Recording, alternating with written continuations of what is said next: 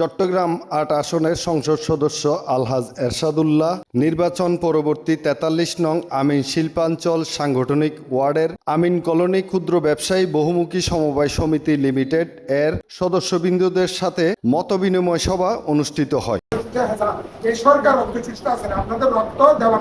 এ সময় তিনি নেতাকর্মীদের ফুলেল ভালোবাসায় সিক্ত হন।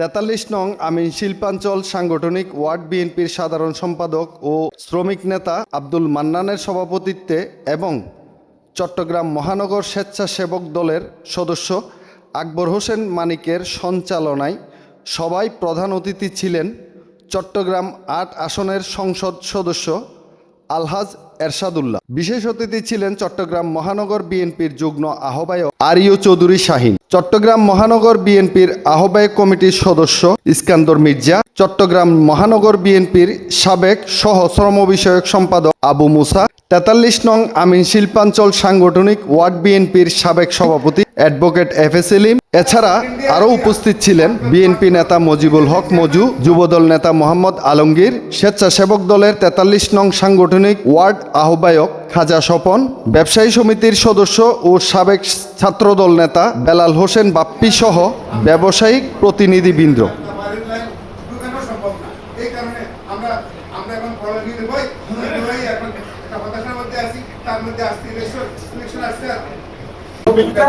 তাদেরকে নিয়ে আমার কমিটি করে আমরা এই যে ছেলে কমিটি একদিনকে জিএমএস এর যে সমস্যা, যেমন একটা হচ্ছে জায়গা নিয়ে ঘর ভাড়া নিয়ে সমস্যা, দ্বিতীয় হচ্ছে মসজিদ নিয়ে একটা সমস্যা, আর কি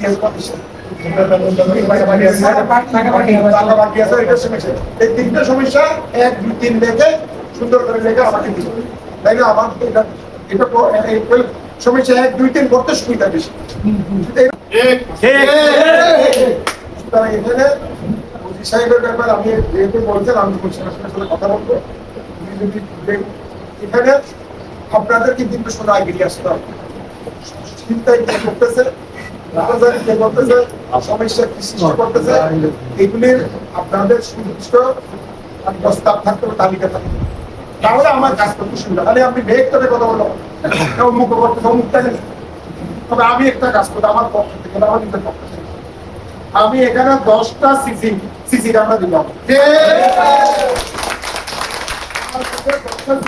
আমি দিব যেন অন্তর্বর্তী চুরিতে করে এমন জায়গায় লাগাবেন আমাকে ভেঙে ফেললে হবে না, সন্ত্রাসীরা বার্তা মেরে ভেঙে দিবে, এটা আপনাদের খেয়াল রাখতে হবে। যেন অন্তত সিসি ক্যামেরা কে করতে জিনিসটা ধরা পড়ে। আপাতত এই কাজটা আমি করতে পারবো, আমি এটা আমার নিজের পয়সা দিয়ে আমি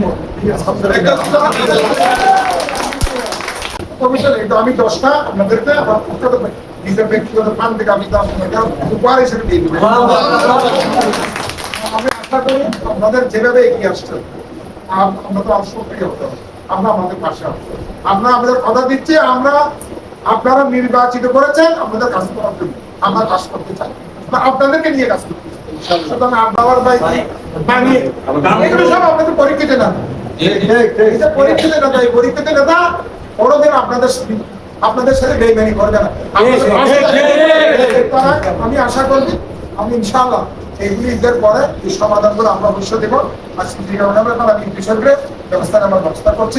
ইকবাল হোসেন, হৃদয় ৭১।